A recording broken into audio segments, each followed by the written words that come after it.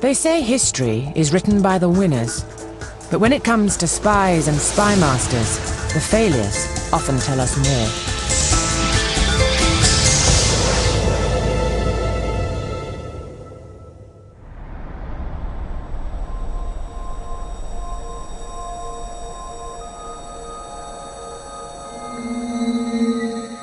Of all its responsibilities, the most important task facing a nation's intelligence service is to warn of imminent attack. Never more so than in today's high-speed world. The most devastating weapon of the 20th century has been surprise attack. As we move through the 20th century, states increasingly go to war without declaring war on each other, and instead they turn to new weapons, new ways of war to take their enemies unawares. And in most cases this is successful. This film explores 3 stories of powerful nations caught off guard. Before 9/11, America's leaders failed to take on board the possibility that terrorists might try to crash planes into buildings inside the United States. The notion that something like 9/11 could happen was not an alien thought to a number of people who were deeply involved in watching Al-Qaeda over a period of time. 60 years earlier, when the British suffered their own Pearl Harbor, it was the arrogance of empire that led Britain's generals to drop their guard. The general impression of the Japanese armed forces were that they were not much good. They were all undersized, they had bad eyesight, and we thought they were a pushover. Even the world's most renowned intelligence services have been caught napping. In 1973, Israel's border with its main enemy, Egypt, ran along the Suez Canal. It was one of the most heavily fortified areas on Earth. On the 6th of October, many of the Israelis patrolling the canal were reservists doing their annual military service. One of them, Avi Yaffe, a sound technician in civilian life, had his tape recorder with him. At 1:53, my battalion commander came on the radio. He said, "Go out and let me know if you can hear the sound of engines." I went out, and at that very moment the bombing began.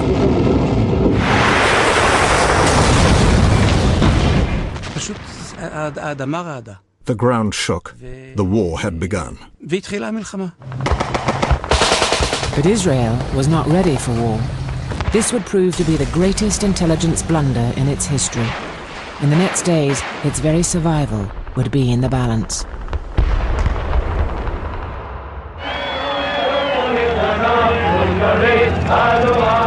The roots of the intelligence failure lay in Israel's great victory over its Arab enemies 6 years before. The hero today of the Jewish peoples, General Moshe Dayan, the architect of the swiftest, most overwhelming victory of all time.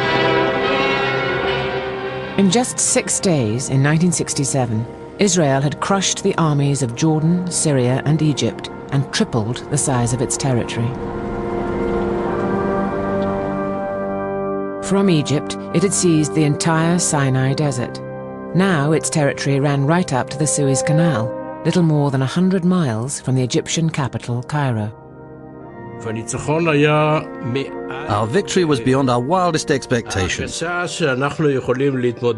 Now people felt we could defeat the Arabs no matter what, and with minimum effort. Israel rejoiced at its victory, but in its newfound confidence lay the seeds of catastrophe.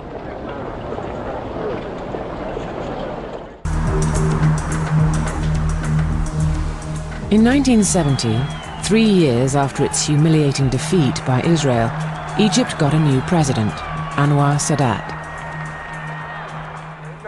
He was forever claiming that his armies would soon take their revenge against Israel.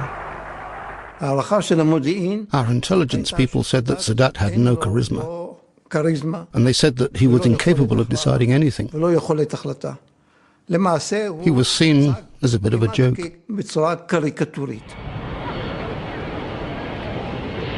But Anwar Sadat was deadly serious. In 1971, he went to Moscow to ask Soviet leader Leonid Brezhnev to help him modernize Egypt's air force. And Israel's spies reported his every word. Our foreign intelligence service, Mossad, had a high-ranking Egyptian spying for them. He passed us documents which described in detail Sadat's discussions with Brezhnev. It was reliable information. And it told us that the Egyptians believed that they needed new weapons before they could attack Israel. Sadat wanted the Russians to provide him with an air force to match Israel's.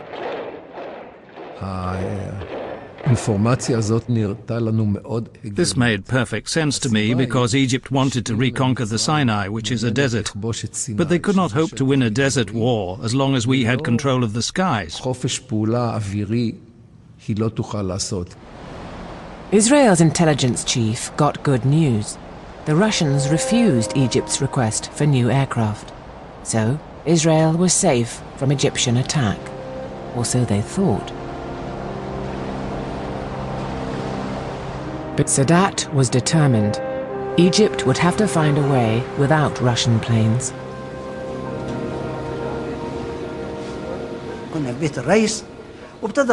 We were at the president's house and he outlined the situation. Then he said, for the very first time, he even said in English, to be or not to be. To be or not to be. We can't delay any longer. We'll go to war with what we have. Egypt's chief of staff was required to come up with a war plan which required no new weapons. Our plan was to go only about 12 kilometers into the Sinai, no further.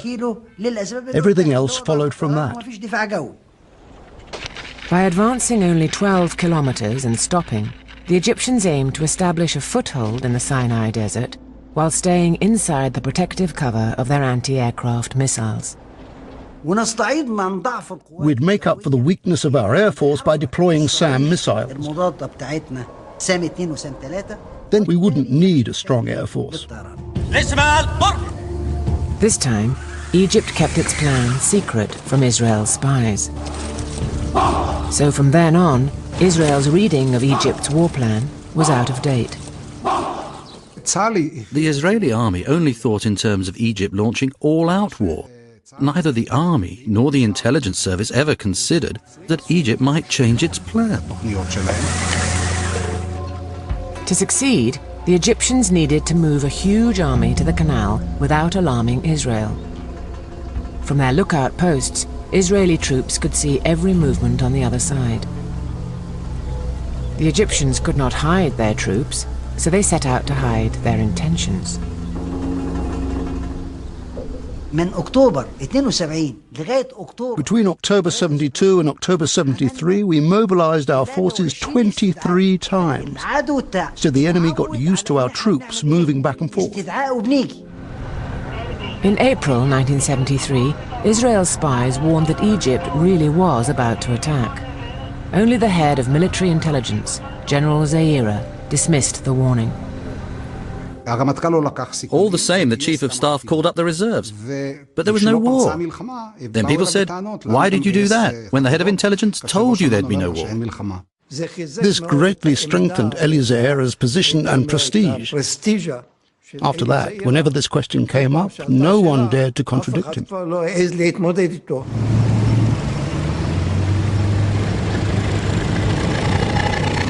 Israel's generals were now convinced by General Zaira's doctrine that Egypt would not attack until it had the necessary air power.